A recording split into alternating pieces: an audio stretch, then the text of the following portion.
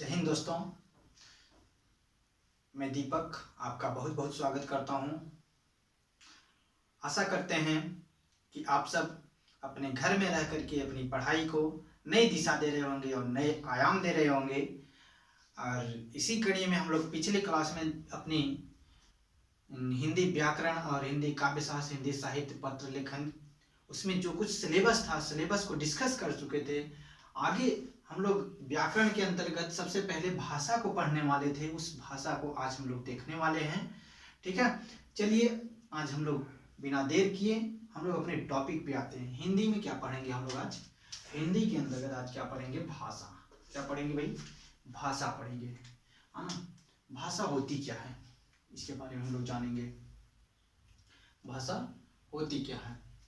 देखिए, भाषा शब्द की व्युत्पत्ति एवं अर्थ क्या होता है। भाषा शब्द संस्कृत के भाष धातु में आ प्रत्यय लगाने से बना है, जिसका अर्थ होता है बोलना या कहना। क्या होता है भाई? जिसका अर्थ होता है बोलना या कहना, है ना। भाषा शब्द संस्कृत के भाष धातु में आ प्रत्यय लगने से बना हुआ है, जिसका शाब्दिक अर्थ होता है बोलना या कहना। इतना ही समझना है भाषा का व्युत्पत्ति या अर्थ, है ना। चलिए आगे, यहाँ से आपको क्वेश्चन ऑब्जेक्टिव बन जाता है ना। जैसे बोल देता है कि भाषा शब्द का शाब्दिक अर्थ है, उसमें आपको ऑप्शन दे देगा बोलना, सुनना, पढ़ना, लिखना। जब आप इसे बेहतर तरीके से जानते रहेंगे तो फिर कर पाएंगे। ठीक है, चलिए भाषा की परिभाषा भी जान लेते हैं। पढ़ रहे हैं तो इसको बेहतर तरीके से पढ़ते चलिए, एक एक चीज क्लियर करते चलना है ना, बिल्कुल डीप में जाकर के हमको पढ़ने हैं। ठीक है, भाषा के जिस माध्यम से मनुष्य अपने विचार दूसरों पर प्रकट करता है तथा दूसरों के विचारों को ग्रहण करता है, उस वाणी माध्यम को ही क्या बोलते हैं? भाषा कहते हैं। ठीक है, भाषा के रूप आगे सीखते हैं हम लोग, आगे जानते हैं भाषा के रूप कौन कौन से हैं। भाषा के दो ही रूप हैं, आपको लिखने को आता है, ऑब्जेक्टिव भी बनता है कि भाषा के कितने रूप हैं? दो, है ना। कई एक लोग लगा देंगे तीन, उसमें लगा देंगे कि सांकेतिक भाषा भी होती है। नहीं, भाषा के दो ही रूप होते हैं। वह क्या होता है कि मौखिक भाषा और लिखित भाषा। मौखिक भाषा क्या होती है कि अस्थायी होती है। क्यों? क्योंकि यह सबसे पहले आई, है ना, कि यह सबसे पहले बोले हम, है ना, बोले मौखिक। फिर लिखित भाषा क्या आई? बाद में आई, और यह क्या होगी? अस्थायी होगी, स्थायित्व प्रदान कर लिया अपने आप में, है ना। आगे आ जाते हैं भाषा के भेद में। भाषा के भेद कोई निश्चित संख्या नहीं है ना। इसमें कई एक भाषा हो सकती है, जैसे कि मातृभाषा, राजभाषा, राष्ट्रभाषा, आधार भाषा, कूट भाषा, सांकेतिक भाषा, संपर्क भाषा, है ना, स्थानीय भाषा। स्थानीय भाषा को ही क्षेत्रीय भाषा या प्रादेशिक भाषा बोलते हैं। अधेय भाषा, मानक भाषा, प्रचलित भाषा, मृत भाषा, विभाषा और सहभाषा, ऐसी चीजें हो जाएंगी। देखिए, अब इसमें क्या होता है कि थोड़ा सा समझ लेते हैं हम लोग क्या है। हालांकि यहाँ से क्वेश्चन तो नहीं पूछे जाएंगे आपके एग्जाम में, बट हम लोग समझ लेते हैं कि मातृभाषा क्या होती है, राजभाषा क्या होता है, राष्ट्रभाषा क्या है, आधार भाषा क्या है, कूट भाषा क्या है, इसके बारे में हम लोग समझ लेते हैं। ठीक है, मातृभाषा क्या है कि हम जब जन्म के बाद हम लोग जो अपने माता पिता, अपने आसपास पड़ोस से जो कुछ भी जो भाषा सीखते हैं, वह भाषा क्या होती है? मातृभाषा होती है। जैसे हमारी मातृभाषा क्या है? हिंदी है ना। हिंदी को ही तो हम लोग सीख पाए हैं। ठीक है, आगे राजभाषा। अरे एक चीज, यहाँ से एक चीज और बता देता हूँ आपको। मातृभाषा दिवस कब मनाया जाता है? 21 फरवरी को, है ना। राजभाषा, राजभाषा क्या है कि हमारे राज्य में जो राज्य के काम काज में जो आए वह भाषा राजभाषा है। संविधान की 8वीं अनुसूची में वर्णित 22 भाषाएं क्या है? राजभाषा है। राष्ट्रभाषा हमारी कोई भी नहीं है ना। हिंदी राष्ट्रभाषा नहीं है, वह क्या है? राजभाषा है ना। राष्ट्रभाषा वह है जो पूरे संपूर्ण राष्ट्र में एक ही भाषा को दर्जा प्राप्त हो कि यह भाषा क्या है? राष्ट्रभाषा है। तो वह वैसी भाषा क्या होती है? राष्ट्रभाषा। जैसे चाइनीज क्या है? राष्ट्रभाषा है। ठीक है, आधार भाषा और आधेय भाषा दोनों को एक साथ लगे हाथ हम लोग पढ़ेंगे, क्योंकि दोनों में केवल उत्पत्ति के आधार पे अंतर हो सकता है ना। देखिए आधार भाषा क्या होती है कि आधार भाषा है कि जो दूसरे भाषा को जन्म दे, जैसे जैसे अवहट्ट,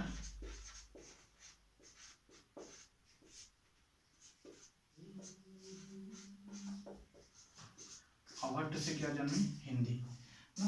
तो अवहट्ट क्या हो गया भाई, अवहट्ट क्या हो गया, यह आधार हो गया, यह क्या हुआ, आधार भाषा हो गई, है ना। और अवहट्ट से क्या जन्म लिया, हिंदी, हिंदी को क्या बोलेंगे, आधेय। जो जन्म लिया वह आधेय और जिससे जन्म हुआ वह आधार।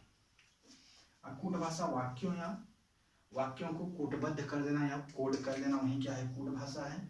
कूट भाषा सांकेतिक भाषा, सांकेतिक यानी कि संकेत के माध्यम से, हम बोल के व्यक्त नहीं करेंगे, संकेत के माध्यम से व्यक्त करेंगे तो क्या होती है, सांकेतिक भाषा, है ना। संपर्क भाषा क्या होती है कि जो पहले से जो दो भाषा भाषी क्षेत्र के विशेष लोग जिस भाषा में अपने व्यवहारों को व्यवहित करते हैं वह क्या होती है, संपर्क भाषा। जैसे कि विश्व की एकमात्र संपर्क भाषा क्या है, अंग्रेजी।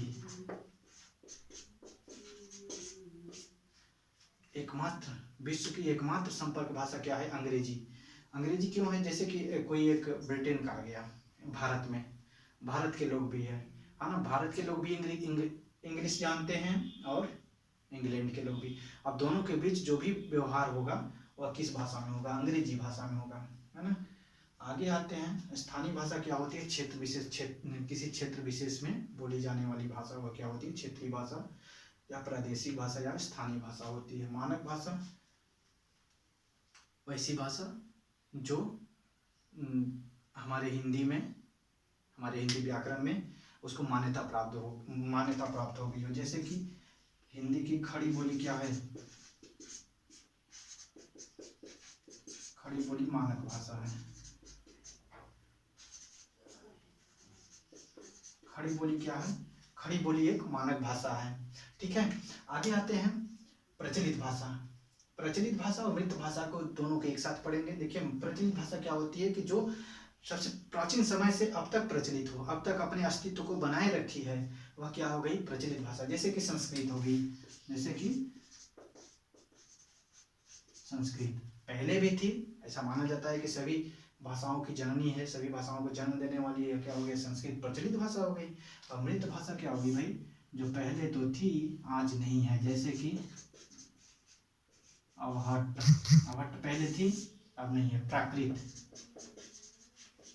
पाली, यह भाषाएं पहले थी बट इस समय अपने अस्तित्व को पूरी तरीके से खो चुकी हैं, इस वजह से क्या हो गई, मृत भाषा हो गई। विभाषा और सहभाषा। विभाषा का मतलब हो गया कि जो अनेक भाषाओं से सम्मिलित हो। सहभाषा मतलब अपने भाषा परिवार की ही भाषा। विभाषा का मतलब एक बार और समझ लेते हैं कि विभाषा यानी कि अलग अलग भाषा परिवार की भाषाएं, जैसे तमिल, कन्नड़ हो गया, है ना, हिंदी हो गया, है ना। सहभाषा अपने ही एक ही भाषा परिवार की भाषा सहभाषा के अंतर्गत आती है ना। यहाँ तक की भाषा समझ में आ गई है बातें। आगे आते हैं भाषा के अंग पे। भाषा के अंग में क्या क्या चीजें हैं, भाषा के पूछे जाते हैं, भाषा के कितने अंग हैं, तो 4। कितने अंग हैं, 4 अंग हैं। क्या क्या, वर्ण, शब्द, वाक्य और व्याकरण। वर्ण, शब्द, वाक्य और व्याकरण। वर्ण क्या होता है, भाषा की सबसे लघुत्तम इकाई क्या होती है, सबसे छोटी इकाई वर्ण या ध्वनि है ना। यहाँ पे ध्वनि और वर्ण, जो मौखिक ध्वनि चिन्ह है उन्हें लिख देना ही वर्ण है। ठीक है, और वर्णों का सार्थक समूह क्या है, शब्द है, और शब्दों का सार्थक समूह वाक्य है ना। और भाषा को जो विश्लेषण करे, भाषा का विश्लेषण करने को ही व्याकरण बोलते हैं। ठीक है, यहाँ तक की बातें क्लियर हो गई। एक चीज और आ जाते हैं, लिपि भी पढ़ लेते हैं। ठीक है जी, देखिए लिपि क्या होती है कि लिपि हमारे संविधान में वर्णित जो राजभाषा है, हिंदी की लिपि क्या है? देवनागरी। संविधान के अनुच्छेद 343(1) में कहा गया है कि भाषा भारत की राजभाषा हिंदी होगी और लिपि देवनागरी होगी, है ना। मौखिक ध्वनि चिन्हों को जिन ध्वनि, अब इसके लिपि किसे कहते हैं ये चीज जान लें कि मौखिक ध्वनि चिन्हों को जिन चिन्हों द्वारा लिखकर व्यक्त किया जाता है, बोल करके नहीं, लिखकर व्यक्त किया जाता है, उन ध्वनि चिन्हों को लिपि कहते हैं। उन ध्वनि चिन्हों को क्या बोलते हैं? लिपि कहते हैं। हिंदी की लिपि देवनागरी है। हिंदी की लिपि क्या है भाई? देवनागरी है। हिंदी की लिपि देवनागरी है। और आगे हम लोग पढ़ेंगे वर्ण।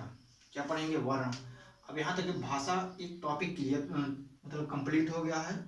आगे पढ़ेंगे वर्ण को। वर्ण में 2-3 क्लास में कंप्लीट करेंगे हम लोग। अब बढ़िया से बेहतर तरीके से कंप्लीट करेंगे ताकि आने वाले एग्जाम को हम लोग बेहतर तरीके से नस्ते नाबूद कर लें, हर एक क्वेश्चन को कर पाए, है ना। ये नहीं कि क्वेश्चन को छोड़ के चले आए, बिल्कुल गहन अध्ययन करेंगे। ठीक है जी।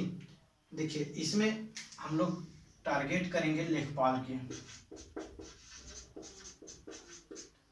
लेखपाल परीक्षा को हम लोग टारगेट करेंगे।